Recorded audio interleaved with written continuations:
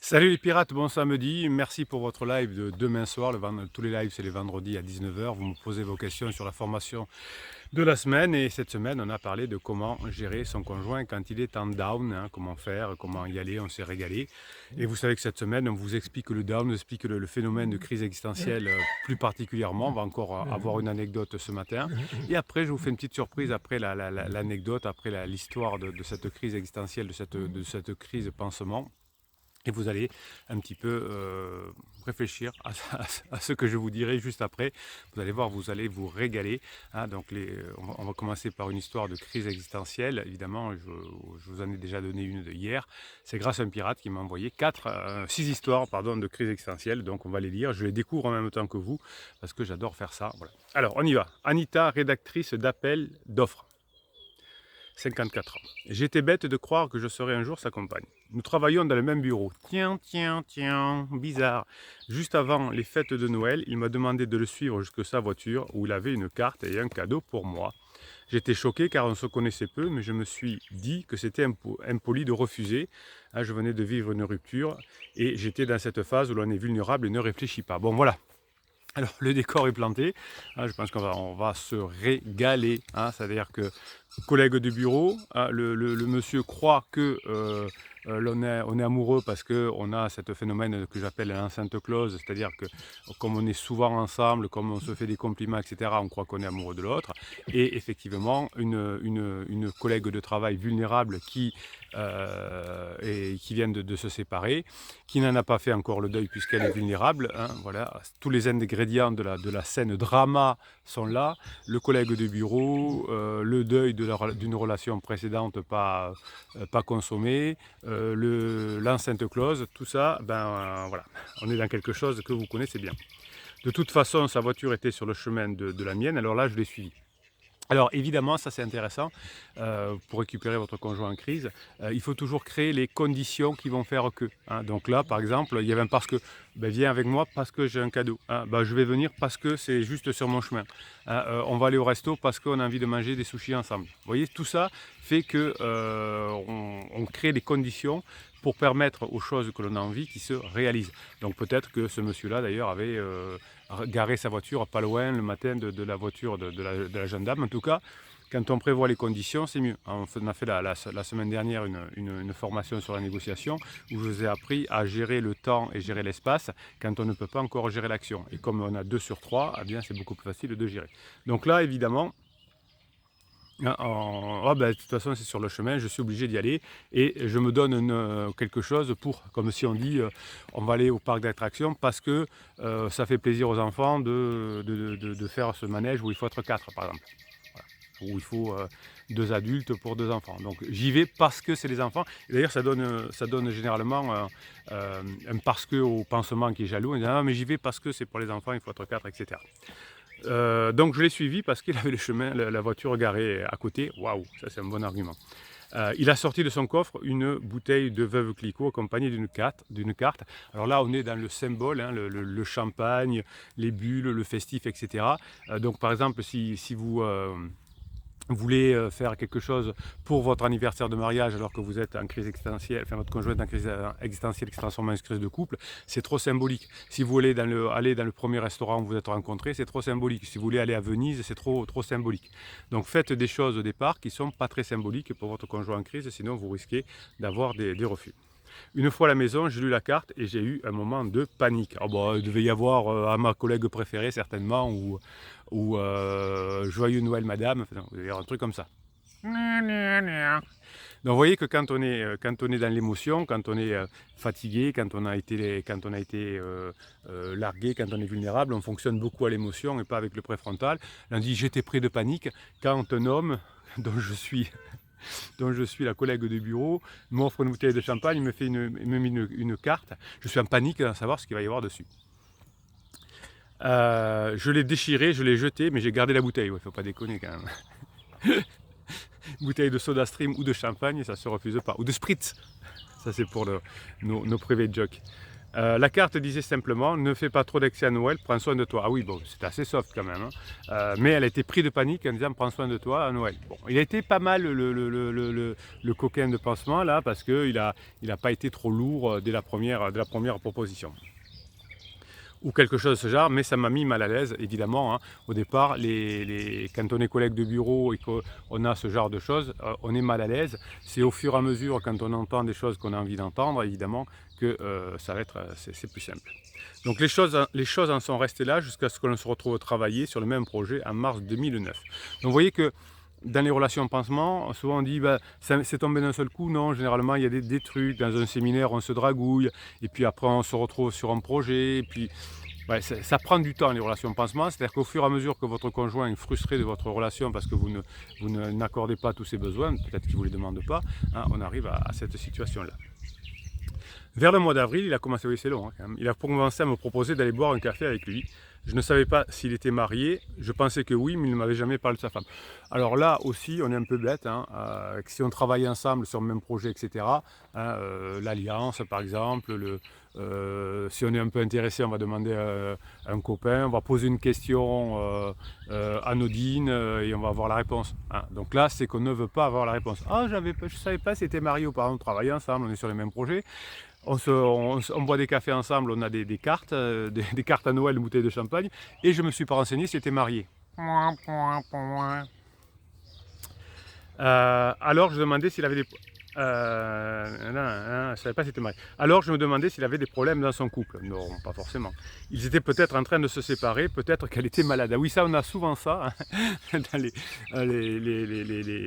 les hommes ou les femmes d'ailleurs qui disent « Ah, mon conjoint, ça fait longtemps qu'on ne fait plus l'amour ensemble, c'est fini, on va se séparer, puis il y a une grande maladie. » Je crois que j'avais lu un témoignage où le conjoint avait dit que sa femme était paralysée. Ah non, oui, c'était une petite vidéo comme ça, vous dites, mais elle n'est pas paralysée ta femme quand elle est arrivée au restaurant où on invente beaucoup de choses. Votre conjoint ment beaucoup à son pansement.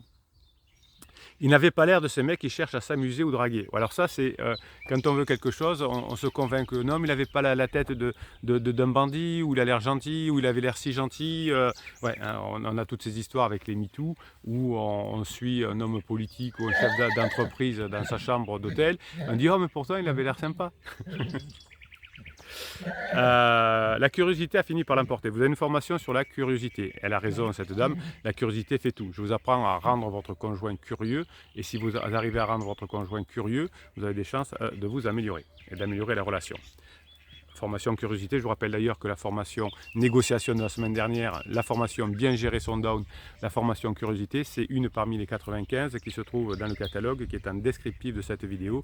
N'achetez pas des formations à 3000 €, on s'en fout, ça sert à rien, où vous avez un truc avec petit 1, petit 2, petit 3, une méthode pour tout le monde. Non, vous prenez des bouts de formation, ce que vous avez besoin. Peut-être que vous avez besoin de savoir gérer vos émotions, de gérer votre down, peut-être que vous avez besoin de légèreté, peut-être que vous avez besoin de savoir susciter la curiosité, peut-être que vous avez besoin de savoir faire du storytelling. Prenez que les formations qui vous intéressent, rajoutez ces pièces de Lego à ce que vous savez déjà, hein. Si vous savez déjà, vous avez déjà un bon humour avec votre épouse, avec votre époux, ne prenez pas la formation sur l'humour, évidemment, hein. C'est l'intelligence même qui nous dit ça. Donc la curiosité a fini par l'emporter, et un jour de mai, vous voyez que ça dure quand même, parce qu'il y avait déjà eu une bouteille de champagne à Noël, j'ai accepté de prendre un café avec lui. Je ne trouvais pas séduisant. Oui, effectivement, au départ, dans les relations de pansement, on ne trouve pas l'autre très joli, mais c'est l'opportunité, parce que l'autre va nous dire ce qu'on a envie d'entendre, parce qu'on avait un besoin à ce moment-là. Hein, c'est pas quelqu'un, généralement, le pansement auquel on se serait retourné en le croisant dans la rue ou en la croisant dans la rue. Ça, c'est assez traditionnel. Et toutes les relations se ressemblent, toutes les relations de pansement se ressemblent, toutes les relations de couple se ressemblent, avec la lune de miel, la phase 1, la phase 2 avec la distanciation, la phase 3, l'exploration, voir si l'herbe n'est pas plus verte ailleurs, la phase 4, grande intimité, et là vous êtes sûrement dans une phase 3, hein, si vous êtes sur cette team, cette famille, et vous avez tous les outils pour passer dans la phase de grande intimité, mais beaucoup de couples s'arrêtent à la phase 3 par manque de savoir, parce que aucun des deux ne sait comment passer cette phase-là, et s'il y en a un au moins des deux qui a appris, hein, tout s'apprend, il y a des chances d'y arriver. On me dit, ah, mais je ne sais pas encore faire du roller, eh bien apprends. Je ne sais pas encore susciter la curiosité, eh bien apprends. Voilà, tout s'apprend dans la vie. Donc je ne trouvais pas séduisant, mais je n'avais pas de désir de lui. Après plusieurs cafés au déjeuner, c'est pour ça que souvent les relations avec pansement, il y a très peu de contact physique, il y a beaucoup d'écriture, etc. Où on est un peu dans le fantasme, hein. Dans la réalité, c'est beaucoup moins glamour, hein. Un homme marié avec des enfants qui est en crise, ou une femme mariée avec des enfants qui est en crise à quarantaine, c'est pas super glamour. À part vous qui aimez votre conjoint, et je vous en félicite. Jusque-là, nous n'avions parlé que du travail, et je ne savais toujours rien sur sa vie privée, donc là on le cherche un peu, hein. Avant d'aller boire un café, en principe on se renseigne quand on est... alors je me demande si c'est d'ailleurs pas voulu. Je brûlais de curiosité, que cherche-t-il? Rien, hein, il voulait aller boire un café un samedi après-midi en étant marié, je sais pas ce qu'on veut, je sais pas. Ah, peut-être boire un café, il adorait le café, c'est El Gringo. Côté personnel, je vis une période difficile. Voilà, hein, c'est trop facile. Trop facile, toutes les histoires sont les mêmes. Élever seul 3 adolescents n'est pas une sinécure, alors j'ai accepté. Donc comme je me sentais mal et que quelqu'un me met un peu d'attention, il ne me plaît pas, j'ai pas de désir, mais j'y vais quand même. Donc c'est le pansement. Donc vous qui êtes désirable, vous qui, enfin, si vous avez fait la formation comment susciter le désir, évidemment, vous qui avez passé 5, 10, 15, 20 ans ensemble, hein, vous avez quand même beaucoup comment dirais-je, beaucoup d'arguments par rapport à ces personnes où on va voir juste parce qu'on me raconte ma vie, mais j'ai pas de désir pour lui au départ. Alors j'ai accepté, on a passé un super moment ensemble. Il m'a amené à Londres où nous avons fait une balade à St James Park, suivi d'un pique-nique aux fraises et au champagne. J'avais gardé son cadeau de Noël. Voilà, donc c'est un peu plus que le café quand même.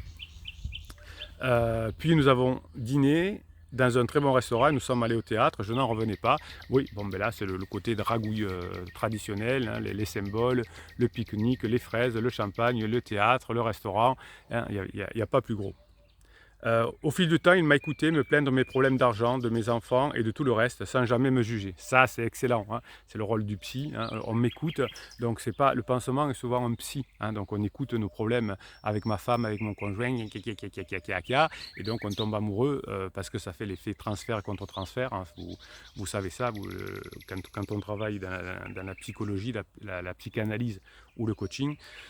Si on fait pas attention, le client tombe amoureux du praticien, et ça c'est l'effet transfert, puisqu'on m'écoute, hein, puisqu'on me comprend, puisqu'on va dans mon sens généralement. Et alors, moi je ne vais pas forcément dans votre sens, moi je vous booste, hein, donc ça ne marche pas forcément. Et dans l'autre sens, il y a le contre-transfert, puisque la personne me fait des compliments, me raconte des choses dans l'intimité. J'ai l'impression qu'on est aussi, et qu'on se voit dans un cabinet avec des grands plafonds, etc. J'ai l'impression que je suis en contre-transfert. Donc il y a beaucoup de psys qui tombent amoureux de leurs patients et des patients qui tombent amoureux de leurs psys. Malheureusement, beaucoup de psys passent à l'action. Pourtant, on leur apprend dans leur comment dirais-je, dans leur métier, dans leur cursus, au phénomène transfert contre transfert, mais on tombe dedans quand même. Donc si vous écoutez beaucoup le pansement, il y aura ce phénomène de transfert et de contre-transfert aussi. Hein, c'est les dragueurs, hein, les dragueurs de rue, pas de roue, font souvent ça. Donc il m'a écouté, hein, voilà, c'est un truc tout à fait traditionnel, 80% des relations c'est les mêmes. Il m'a conseillé, soutenu, comme même mes propres parents ne l'avaient jamais fait. Oui, ben c'est facile, oh là là, comme ça, il t'a fait ça ton mari, oh là là, il t'a fait ça ta femme, oh là là, et donc ça vous éloigne, hein, vous dites ce que vous avez envie d'entendre. Alors moi quand on fait dans les formations ou dans les vidéos, ben, je vous dis pas ce que vous avez envie d'entendre, je vous dis des trucs pas je vous dis des trucs pour que vous avanciez, pas pour retirer sexuellement quelque chose de vous. Le moteur de notre histoire n'a jamais été le sexe, mais son envie de partager quelque chose avec quelqu'un, c'est souvent le cas aussi. On croit qu'il y a beaucoup de sexe avec pansement, ça s'arrête vite, hein, ça s'arrête vite, comme avec son psy. Je crois qu'il reste marié uniquement parce qu'il voit le divorce comme un échec, mais qui sait. Alors ça, effectivement, oui, hein, on raconte que pour le moment, on ne peut pas divorcer parce qu'il y a les enfants, etc. Hein, donc on ment beaucoup à pansement. Donc si vous faites ce qu'il faut, c'est-à-dire que ça se passe bien dans votre couple, ça se passe bien avec les enfants, vous pouvez continuer à avoir des relations agréables, etc. On en a marre au bout d'un moment de faire le pansement, d'écouter les problèmes des autres, et donc c'est pour ça que la relation entre pansement et criseux finit par exploser. Mais vous voyez que votre mari ou votre femme ment beaucoup à son pansement. Je me suis jamais senti comme étant sa maîtresse, ben, pourtant si. Quand j'ai fini par lui demander s'il était marié, elle a répondu « tu sais bien que oui ». Alors là, bon, je pense que ça pourrait faire... même pas dans un film, on y croit. C'est-à-dire qu'on va au cinéma ensemble, on fait l'amour, on fait des trucs, on raconte tout, on se met à nu, on raconte ses enfants, etc. Mais on n'a pas pensé à demander s'il était marié. Hein, bon, on ment beaucoup quand on est en pansement aussi.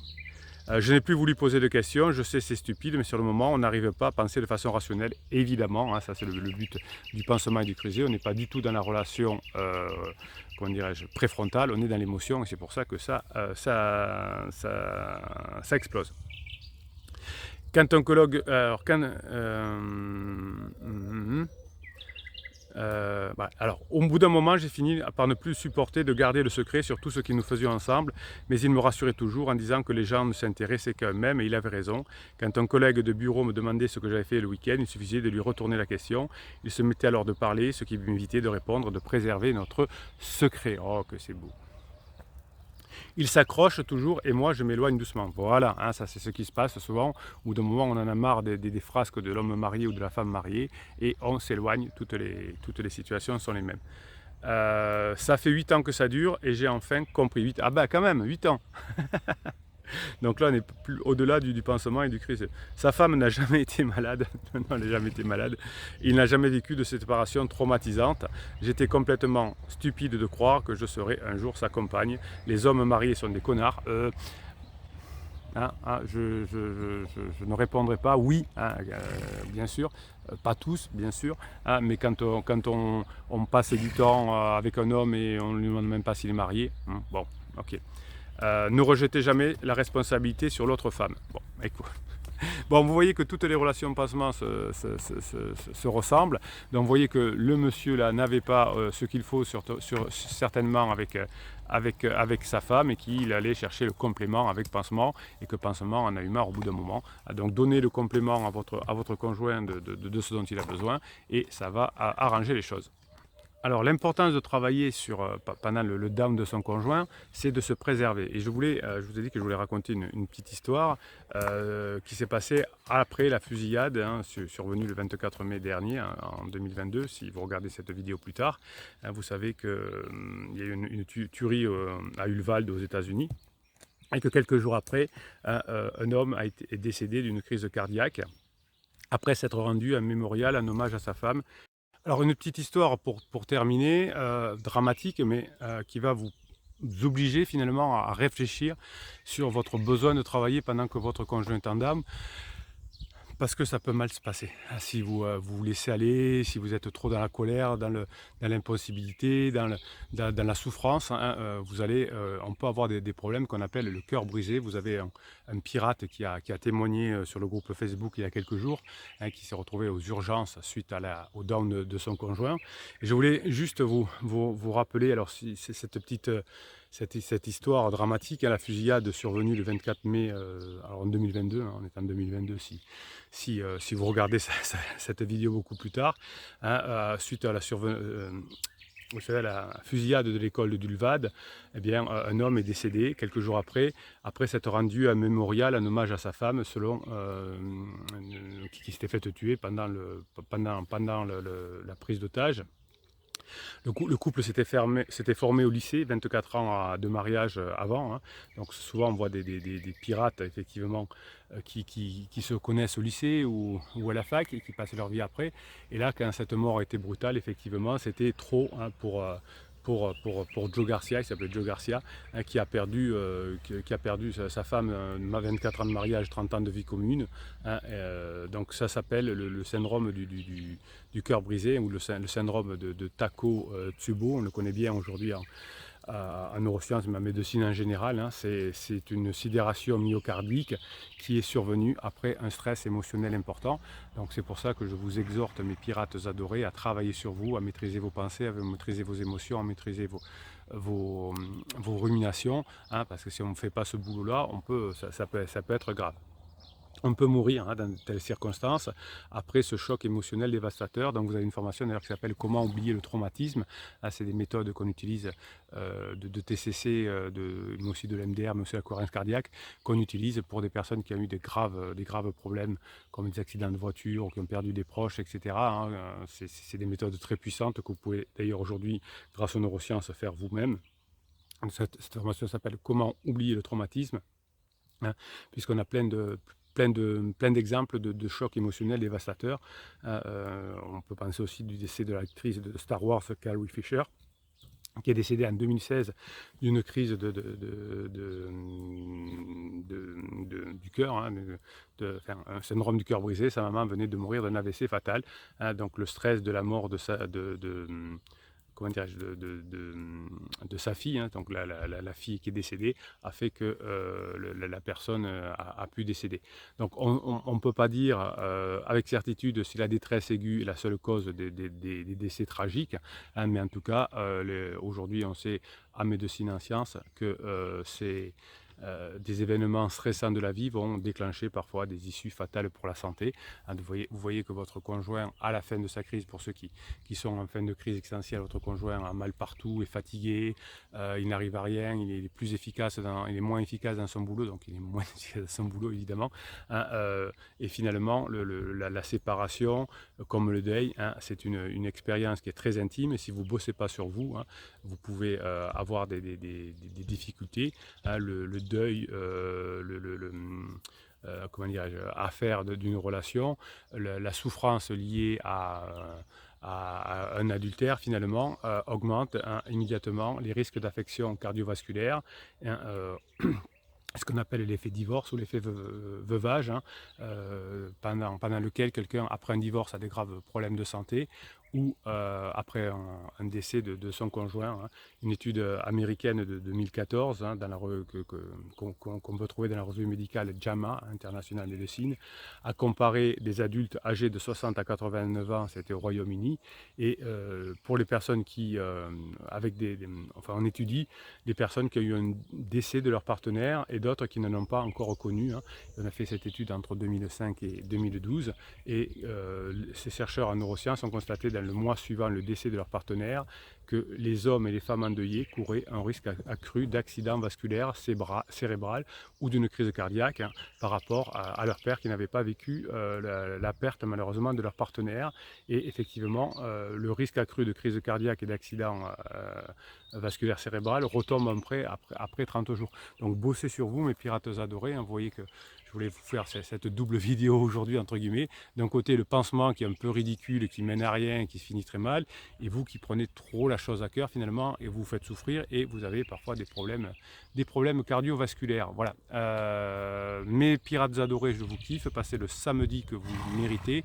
Les formations comme celle gérer le moment de dame de son conjoint, comme oublier le traumatisme, vous les avez en descriptif de cette vidéo. Régalez-vous, apprenez tout ce que vous apprenez ici. Vous allez pouvoir effectivement améliorer les chances de revenir avec votre conjoint, mais aussi vous allez améliorer vos relations avec vos employeurs, avec vos clients, avec vos enfants, etc. Hein, si on sait aussi gérer le dame de son patron, de ses clients ou de ses enfants, ça change la vie. Allez, Bruno Marchal, il vous dit, passez la journée que vous méritez.